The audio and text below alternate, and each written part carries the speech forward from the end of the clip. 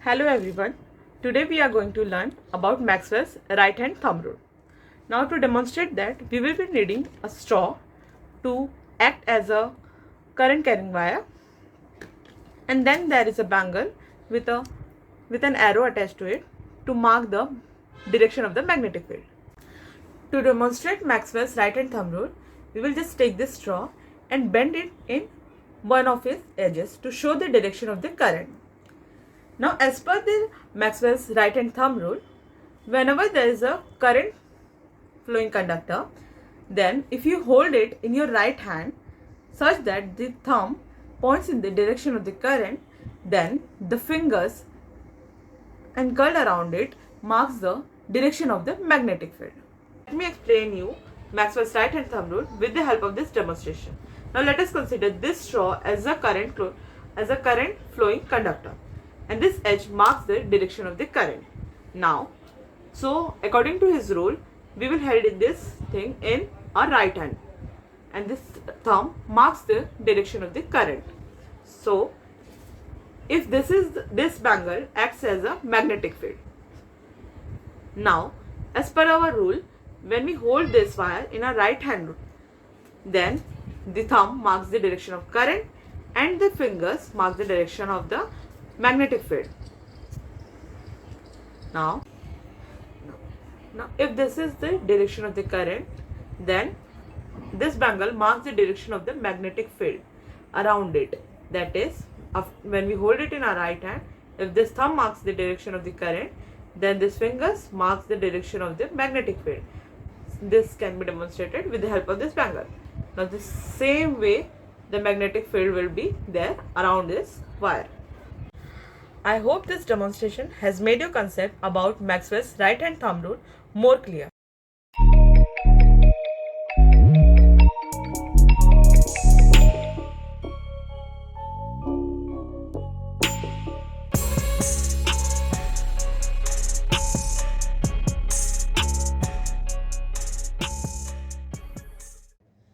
Hello friends, today we are going to learn about diffusion. Now diffusion is the mixing of substances due to the movement of their particles. Now this can occur with all sorts of matters, but is most commonly observed in liquids and gases. Now, typically, diffusion refers to the movement of molecules from high concentration to lower concentration. The rate of this movement depends on the energy of the molecules, and because of this energy, the particles move very faster. Now let us start with the experiment. Let me tell you about the materials required. You need 2 glasses of water, one extremely hot and the other one is extremely cold water, and food color. Now just make a prediction that what might be different about the way the food coloring will move through cold water and the hot water. Now at the same time, we need to add just 2-3 drops of food coloring into each glass. Do not mix it or stir, just add it.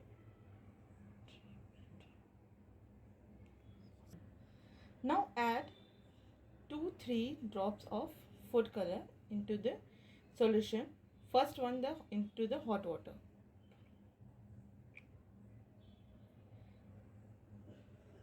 And similarly with the cold water. Now as you can see that the food color travels faster in the hot water than that of in the cold water. See that the food color had mixed very efficiently and fastly than the one in the cold water. So this happened because in hot water the water molecules have more energy and are moving faster than the molecules of the cold water. This makes it easier for the dye to get mixed throughout the hot water than the cold water. Now because we know that diffusion happens from higher concentration to lower concentration, that is from higher temperature to lower, the more molecules are moving, the more opportunities they have to mix together. So now you must be very well aware that the rate of this movement depends on the energy of the molecules. Now have you ever think about that how delicious smells from your kitchen take longer to get into your bedroom than to your living room? This is because The molecules from the food order haven't diffused into that space yet. So in this experiment, you might have experienced how temperature affects the food coloring drops with water.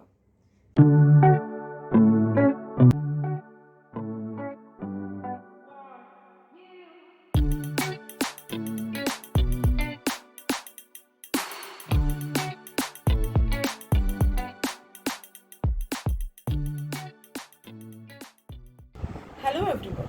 Today we are going to learn about the Tinder Effect. Now let me first tell you what Tinder Effect exactly is. So basically Tinder Effect is the effect of light scattering in a colloidal dispersion while showing no light in a true solution. This effect is used to determine whether a mixture is a true solution or a solid or a suspension. Now, basically this effect is a phenomenon in which the particles in a colloid scatter the beams of light that are directed at them. Now, this effect is exhibited by all colloidal solutions and some very fine suspension. Therefore, it can be used to verify if a given solution is a colloid. Now, the intensity of scattered light depends on the density of the colloidal particles as well as the frequency of the incident light. When a beam of light passes through this collider or the colloidal particle present in the solution do not allow the beam of light to completely pass through. We will now see it through an experiment. Now for this experiment we require three solutions. One is the true solution that is completely homogeneous. The one is the suspended one that is mixture of chalk powder and water, and the other one is a colloidal solution that is completely heterogeneous milk powder and water, and then a torch to see the scattering of light. Now let us first start with this true solution and see whether the light passes through it or not. Now you can see that when a beam of light is brought near this true solution, the light can pass through it. Now let us see whether the same thing happens with the suspension or not. So now you can see that the light is passing through it, but it is partially passing through it. Now let us now test the same thing with the colloid. Now let us try this thing with the colloidal solution. Whether the light, now as you can see that there is no light passing through this. Now as you must have noticed in this experiment that when the light was allowed to pass through this true solution, every beam of light could easily pass through this and we could see traveling of light taking place very easily. With its suspension, there was some obstruction and only few beams of light could pass through it. But when it came to a colloidal solution, there was scattering of light and we could easily see the Tyndall effect taking place, wherein no light could pass to the other side of the glass. Now let me explain you what exactly happened. Now when a beam of light passes through the colloidal solution, the colloidal particles present in this solution do not allow the beam to completely pass through it.